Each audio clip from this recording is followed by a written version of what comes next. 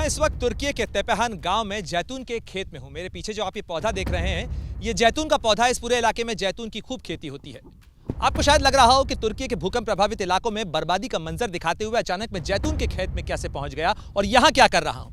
लेकिन तुर्की में 6 फरवरी की सुबह आए भूकंप की सबसे ज्यादा ताकतवर तस्वीर अगर कोई इलाका, कोई जगह बयां करती है तो वो तेपेहान गांव का ये जैतून का खेत है, जो कि कई हिस्सों के अंदर फट गया है। मेरे पीछे जहां तक नजर जाती है, ये 35 एकड़ का जो खेत है वो कई हिस्सों के अंदर फट चुका है और दूर दूर तक इस खेत के टुकड़े यहां पर बिखरे हुए हैं। और जो बिखरे हुए के बीच में जगह है, जो खाई यहां पर बनी है, वो दरअसल एक गहरी खाई है जो करीब 200 मीटर लंबी है। 30 मीटर तक ये खाई गहरी है। और आप इस बात से इसका अंदाजा लगा सकते हैं, जो कहा जा रहा है कि तुर्की में जो भूकंप आया उसकी ताकत 500 एटम बम के बराबर थी। जरा इस तस्वीर को देखिए, आपको इस बात का एहसास हो जाएगा कि 500 एटम बम की ताकत रखने वाला भूकंप किस तरीके की तबाही ला सकता है। हमने शहरों को बर्बाद देखा, हमने जो अलग अलग इलाके हैं, इमारतें हैं, उनको गिरा हुए देखा, लेकिन धरती को किस तरीके से इस भूकंप ने फाड़ दिया, उसकी तस्वीर और उसका मंजर जो है वो आपको खौफ ज़दा कर देगा। जिस तरीके से यहां पर जमीन फटी हुई नजर आती है, बड़ी बड़ी चट्टानें जो हैं वो टूट गई हैं। और आप सोचिए कि कितनी एनर्जी अंदर से रिलीज हुई होगी, कितना ताकतवर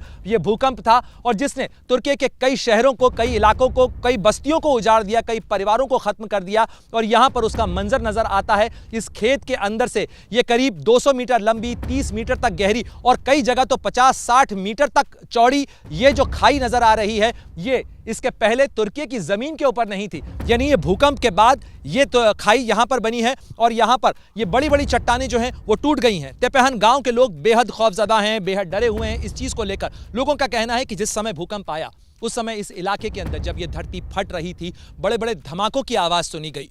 ये धमाके कितने ताकतवर रहे होंगे और इनका इंपैक्ट क्या था, इनका असर क्या था, वो इन चट्टानों के टूटे हुए जो सीने हैं उनको देखकर आप अंदाजा लगा सकते हैं कि धरती फाड़ देने वाला ये भूकंप था। और यहां पर इतनी गहरी खाई यहां पर बना दी है इस भूकंप ने। लोग इस इलाके के अंदर अब रहने से डर रहे हैं, लोग इस इलाके में नहीं आना चाहते हैं। हमें लोगों ने इस तरफ आने से मना किया। लोगों को डर है कि यहां जमीन धंस रही है और लगातार ये धंसती हुई जमीन जाने कहां तक जाएगी। लोगों को इस चीज का भी डर है कि पता नहीं तुर्की की जमीन के नीचे क्या हो रहा है, ऐसा क्या हो रहा है जिसके कारण इस इलाके के अंदर इस तरीके से न केवल भूकंप के झटके आ रहे हैं, बल्कि लगातार आ रहे आफ्टर शॉक्स के बाद यह जमीन भी धंसती चली जा रही है, नीचे गिरती चली जा रही है। यह कच्ची मिट्टी है, यह खेत है और इस खेत की मिट्टी गीली है, नम है, लेकिन इस नमी के बावजूद ये मिट्टी बांध नहीं पा रही है और नीचे की चट्टानें जो हैं वो टूटती चली जा रही हैं, दरकती चली जा रही हैं। और यहां से वहां तक जहां तक नजर जाती है, ये जो बिखरा हुआ मलबा है, ये धरती जो फटी हुई है, ये बताती है कि तुर्की में 6 फरवरी की सुबह जो भूकंप आया था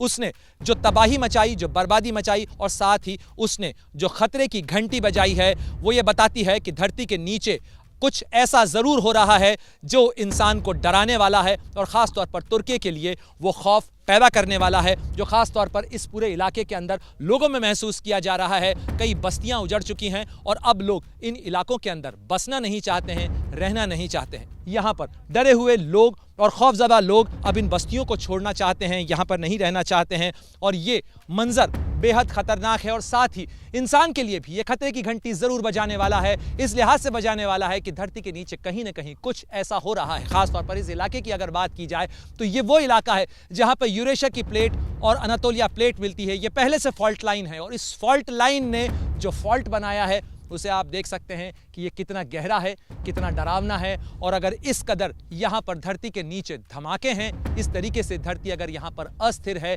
इस तरीके से यहाँ हिल रही है, कांप रही है, तो जाहिर तौर पर शायद ये जगह इंसानों के रहने लायक अब नहीं बची है।